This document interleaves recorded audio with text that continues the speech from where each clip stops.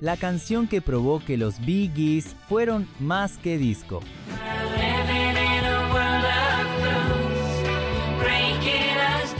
Durante años, el mundo pareció ponerse de acuerdo con una afirmación: los Bee Gees eran los reyes del disco.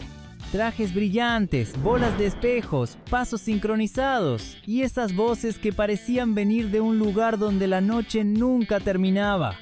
Pero detrás de reflectores de la era disco, los Bee Gees ya habían escrito una canción que lo decía todo. Una canción que, sin saberlo, contenía el corazón de todo lo que vendría después. Hoy vamos a volver a ese momento, cuando tres hermanos demostraron que eran mucho más que un símbolo disco. Antes de ser sinónimo de lentejuelas, los Bee Gees fueron artesanos de la emoción pura. En los años 60, habían conquistado las listas británicas con una serie de baladas tan melancólicas como sofisticadas.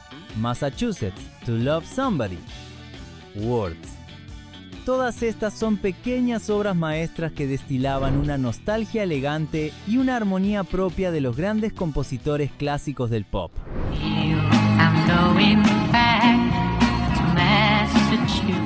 Barry era el arquitecto melódico, Robin, el dramatismo poético, Maurice, el técnico silencioso que daba solidez al edificio. Juntos construían canciones que parecían suspiros con forma de partitura. A mediados de los 70, el panorama musical se dividía casi como una religión. Por un lado, el rock progresivo y el hard rock reinaban como sinónimo de arte serio. Bandas como Led Zeppelin, Pink Floyd o Genesis llenaban estadios construyendo sinfonías eléctricas, y sus seguidores miraban con orgullo intelectual cualquier acorde complejo. En ese contexto, los Bee Gees parecían venir de otro planeta. Su música hablaba de emoción y de diversión. No eran guitarras heroicas, eran tres voces intentando tocar lo que el rock evitaba: la ternura. Mientras la contracultura convertía la osadía y el ruido en medallas de autenticidad, ellos se atrevieron a ser melódicos, incluso sentimentales. Y esa decisión artística les costó respeto entre quienes confundían profundidad con distorsión. Pero en esa aparente desventaja estaba su virtud: seguir defendiendo que la sencillez también podía ser revolucionaria. Fue así que los hermanos Gibb dejaron su Londres gris y se mudaron a Miami, un paraíso cálido que estaba transformando los estudios de grabación en templos del sonido moderno. Allí trabajaron con el productor turco-estadounidense Arif Mardin y después con el trío Albi Galuten y Carl Richardson, el equipo que definiría su identidad sonora. Descubrieron que podían combinar su talento melódico con la energía del R&B. El resultado fue inmediato: Jive Talking, You Should Be Dancing, y poco después, el estallido planetario de Stayin' Alive.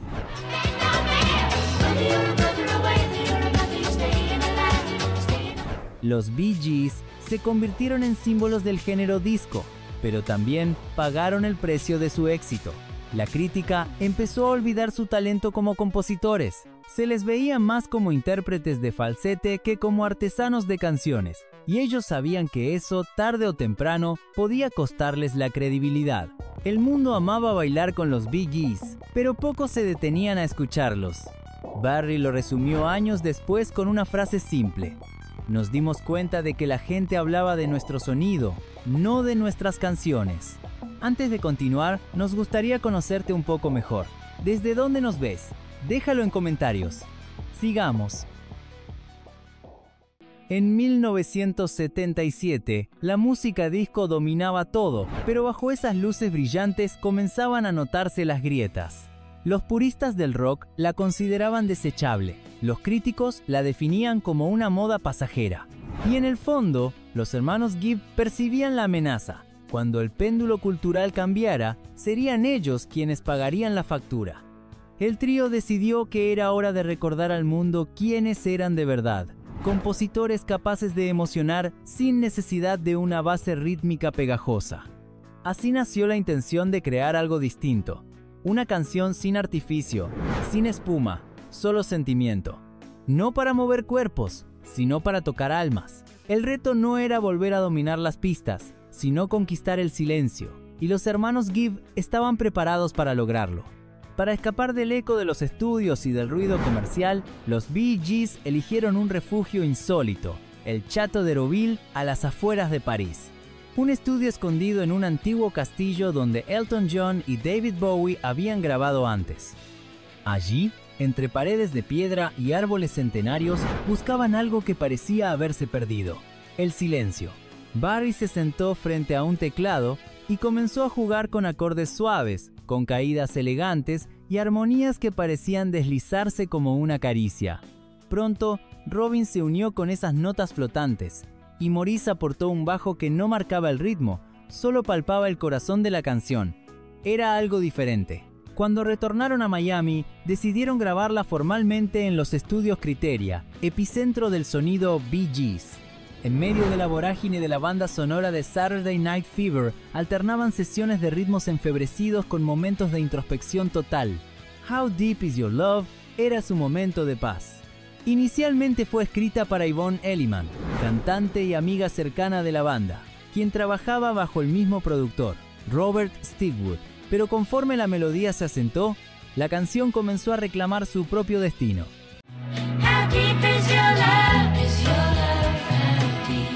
La interpretación de Barry era tan íntima, tan sincera, que los hermanos supieron de inmediato que no podían regalarla. Decidieron conservarla, un acto de instinto que resultaría histórico. Deja tu like si te está gustando la historia.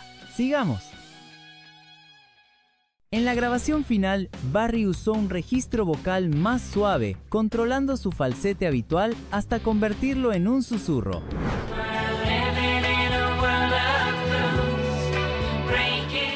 Robin reforzó las armonías con su timbre melancólico, y Maurice añadió el apoyo emocional desde el bajo y los teclados. Cada instrumento tenía una función exacta: una guitarra acústica que respiraba, un piano envolvente, un bajo contenido y muy pocos adornos. Era una canción que no buscaba impresionar, más bien buscaba confesar, y justo por eso emanaba una fuerza que ninguna pista de baile podía igualar.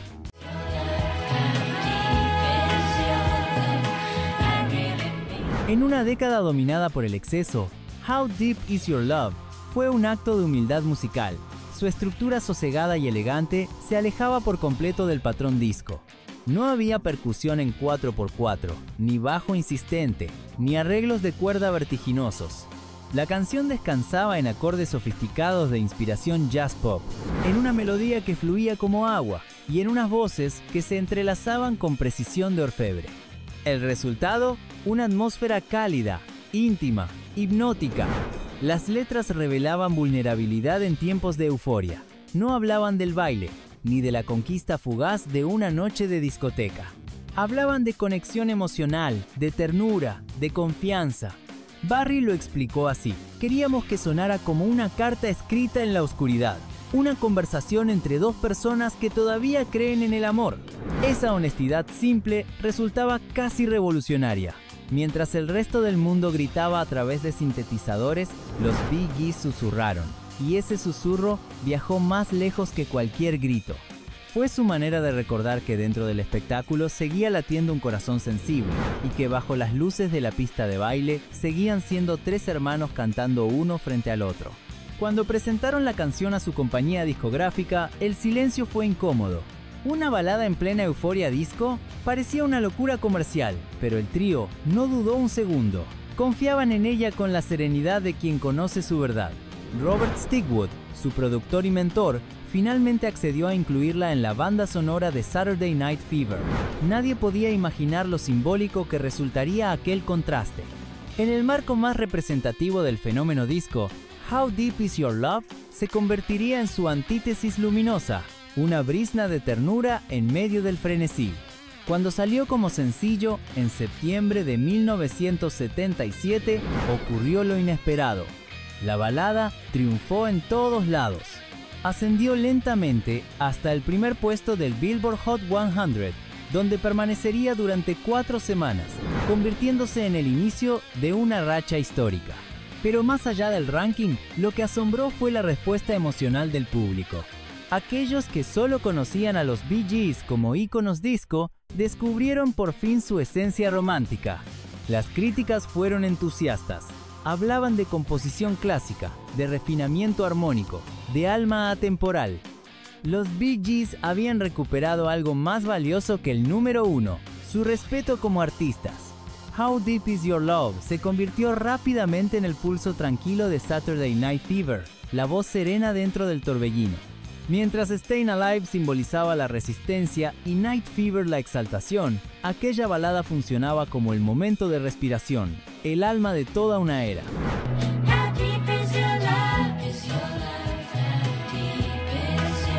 El disco entero arrasó, vendiendo decenas de millones de copias y marcando la historia cultural de los 70. Pero entre tanta euforia, la canción siguió su propio camino, más íntimo y al mismo tiempo más duradero, demostrando que las modas pasan, pero las grandes canciones no. Y la historia le daría fuerza a esa frase. Pero en 1979, un viejo miedo se haría realidad. En Chicago, el llamado Disco Demolition Night terminó en caos. Miles de vinilos arrojados al centro de un estadio, estallidos, fuego y un mensaje claro: lo disco debía morir. De la noche a la mañana, sellos discográficos escondieron sus producciones. DJs evitaron emitir aquel sonido alegre que había hecho vibrar al mundo. Y los Bee Gees se convirtieron, injustamente, en el rostro de esa culpa colectiva. Su nombre, inseparable del movimiento, fue temporalmente proscrito de la radio. Pero a diferencia de muchos artistas que se derrumbaron con la moda, los hermanos Gibb ya tenían una brújula. How Deep Is Your Love había demostrado que podían sobrevivir más allá del ritmo de la pista. Cuando bajó la marea de aquel golpe, los Bee Gees volvieron a mirar hacia adentro, a su don más antiguo: escribir canciones. Desde su estudio en Miami comenzaron a escribir para otros artistas, y el mundo descubrió que su estilo seguía vivo, incluso sin su voz al frente. En 1980 compusieron Woman in Love para Barbra Streisand, una balada monumental que se convirtió en número 1 en más de 20 países.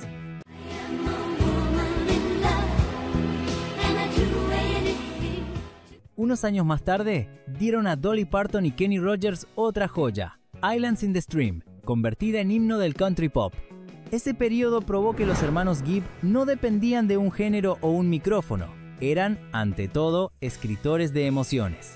Habían atravesado el incendio del disco Demolition y salido del otro lado con algo inquebrantable: la certeza de que su amor por la música era más profundo que cualquier moda. A diferencia de muchos éxitos de la época, How Deep Is Your Love resistió la prueba del tiempo sin necesidad de remixes ni modernizaciones. Era simplemente una composición perfecta en su equilibrio, en su honestidad, en su suave luz. La canción amplió además el público de la banda.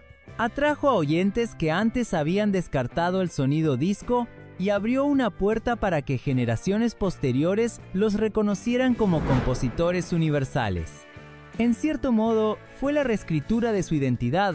Ya no eran solo los hermanos del falsete. Eran, nuevamente, los tres autores sensibles que habían debutado en los 60, solo que ahora dominaban también el lenguaje de la emoción global. La ironía era deliciosa. La balada que los reivindicó como artistas serios estaba en el proyecto más excesivo de la cultura disco, y sin embargo, ahí residía su magia. ¿Cuál es tu canción favorita de los Bee Gees? Déjala en comentarios. En Saturday Night Fever, How Deep Is Your Love actuaba como contrapunto narrativo. Mientras John Travolta bailaba su camino al mito con trajes blancos y pasos imposibles, esta canción le daba humanidad. Mostraba el anhelo detrás del glamour, el corazón que late debajo del ritmo. Esa dualidad hizo que millones de espectadores conectaran con el personaje y, sin saberlo, también con los Bee Gees. Fue el recordatorio de que incluso en medio de la fiesta más ruidosa hay espacio para la ternura. Que la emoción no desaparece entre luces de colores, simplemente espera su turno para hablar. Gracias a esa paradoja, el grupo consolidó algo que pocos logran: ser ícono de una era y al mismo tiempo sobrevivir a ella. Décadas después, How Deep Is Your Love sigue viva, y no solo en la memoria, sino en miles de versiones que han atravesado generaciones y estilos. En los años 80, Luther Vandross la envolvió con un alma suave y elegante.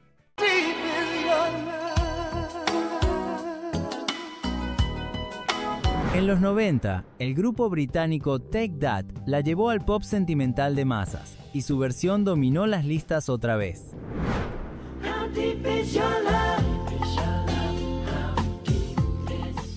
En los 2000, John Frusciante, guitarrista de Red Hot Chili Peppers, la transformó en un acto minimalista de guitarra y voz.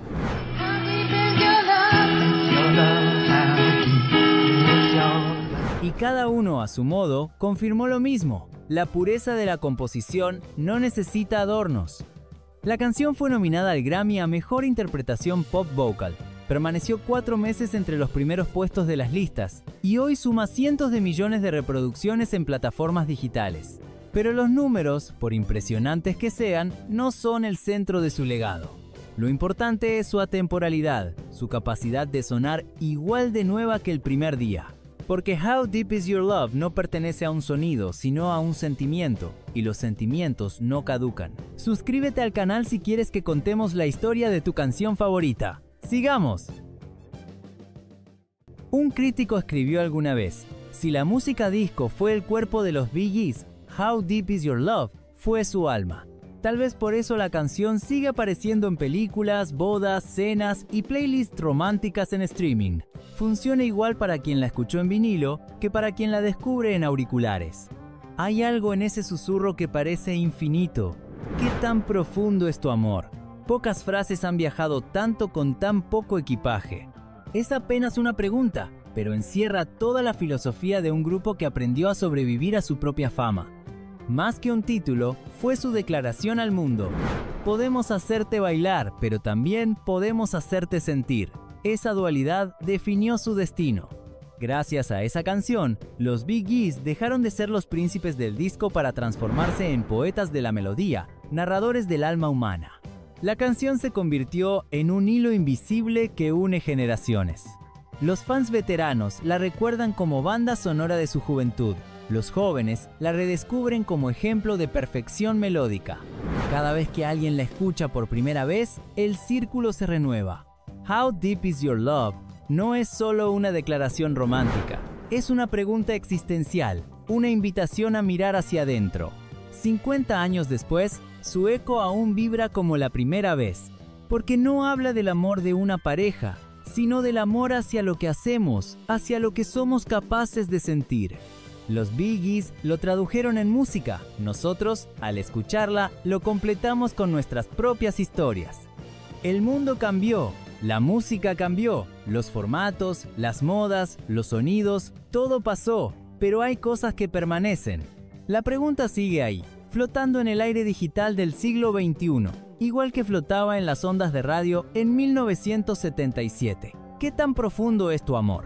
Quizás los Bee Gees nunca pretendieron responderla del todo.